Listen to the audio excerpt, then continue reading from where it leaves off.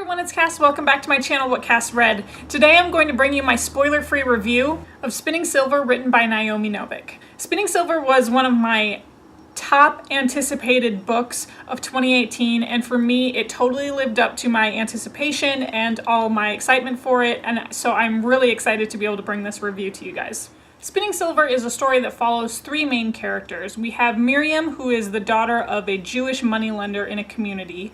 We have Wanda, who is the daughter of an abusive man in the village, and we have Irina, who is the daughter of an apathetic nobleman. The story itself draws inspiration and is based off of Rumpelstiltskin, so the myth of being able to turn silver into gold. And we have Miriam, our main character. She finds herself with the ability to turn silver into gold. It has attracted the attention of the Stark King in the wood, who has come to find her and to turn silver into gold for him.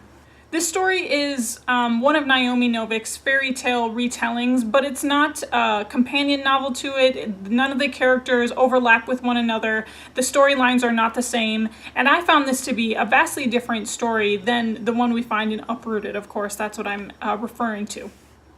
So first off, I want to talk about Miriam. She is the main character, the first character that we meet, and she does have this illustrious power of turning silver into gold. She is the daughter of Jewish moneylenders, and the village that she lives in, her father was the original moneylender, and his business was going very poorly. They were broke, they were starved, they were chilled to the bone, and so cold and so in dire straits that Miriam decided to take it upon herself and collect on the debts that people had owed her father. She found a lot of great prosperity with it. She found that she had a talent for it, so much so that she attracted the attention of the Stark Fae King in the wood, and he wanted to use her powers for his own means. And the fact that Miriam and her family are a Jewish family is a very important part of her character and the way that the other characters perceive this family. Then we have Wanda, who is the daughter of an abusive man in the village, and she is very silent, she's very strong. That's one of her main character descriptors, is that she is a very big, strong girl. Herself, her father, and her two brothers live in their cottage, and they're also in dire straits because of her father's spending habits on alcohol. Their family has no food. Wanda and her brothers have to find work, and Wanda ends up finding work working for Miriam in her household, someone who can clean, someone who can do a lot of heavy lifting around the house. Because Miriam's parents are older, they have hired Wanda to help them around the house. About halfway through the book, we meet up with Irina, who is the daughter of an apathetic nobleman. She's a very plain Jane gal.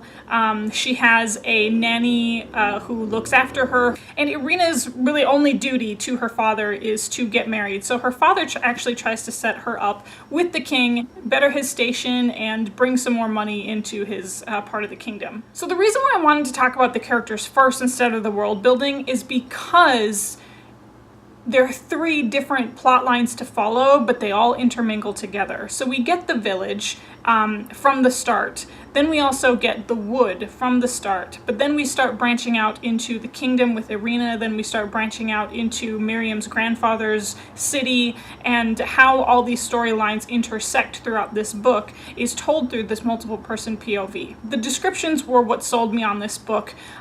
Just the talking of the cold in the winter and how the winter has been spreading, and it hasn't been a very prosperous time for this village. It broke my heart when I first read it, and that's something that will carry through the whole book, this wintry theme, and will it ever become spring, and this yearning for spring and this yearning for work and the new life that spring can bring. Now, I read this book back in August, so it's been a couple months since I finished it. And as I finished it, and as I, participate in so many different things in the BookTube community, watching reviews, looking at reviews on Goodreads and on Reddit, and that sort of thing, I find that people are either they love it or they're just not quite sure what to think about this novel. My thoughts are I loved it. I did end up rating this book a 5 out of 5 stars because A, the descriptions are something that I just have not been able to find anyone who can match what Naomi Novik does in one standalone book. Now, I feel like a lot of the criticisms are there were too many point of views there were too many characters to follow. Like I mentioned, the 3 different main characters that we have, there's also their own circle of people that surround each woman. There's just too many to name. This writing is very atmospheric. It moves very slow. It's so hard to describe what the plot of the book is because there's just so much happening, but in such a slow pace.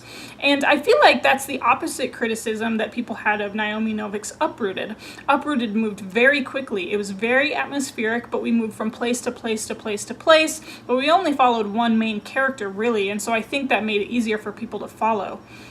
The reason why this style didn't really bother me is because, once again, this is a standalone novel. I feel like she completed a whole series worth of action and character development within one book that you would normally get in a whole trilogy of books or a whole series of books. So I feel like it's one of those damned if you do, damned if you don't situations for a fantasy author, as choosing to write this fairy tale retelling in one standalone piece. Again, I thought the descriptions were perfect. I thought the character development was phenomenal. It's like I said, it broke my heart. This is complex, this is magical, this is super atmospheric and super descriptive, and again, you just have to be in the mood for it. If you're not, I think this might throw you off if you were fans of Uprooted. I think you just have to go in this without any expectations. Like I said, it follows a little bit along Rumpelstiltskin, but not as much as you would expect. The magical elements drift through in and out of the different storylines.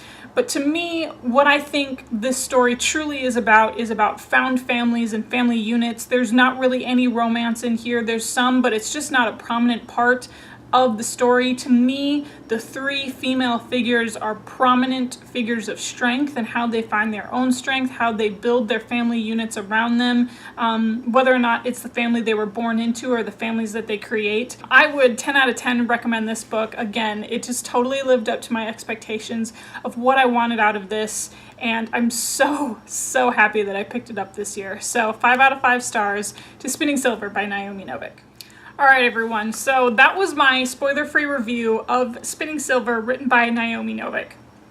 That's such a hard book to wrap up and review for you, but I hope that you got something out of it. I hope that that's something that you'd be interested in reading, and please leave me any comments in the comment section below if you feel like you want to read it, if you haven't picked it up yet, if you have no plans to pick it up yet. Just let me know all of your thoughts about it. It's one of my favorite books that I read this year. Follow me on Instagram and Twitter if you would like to chat with me on social media. I'm at WhatCastRead. It's the same as this channel, so it's super easy to find. And you can also find me on Goodreads. That link will always be down below. Otherwise, you know how these videos end. I'll talk to you later. Bye.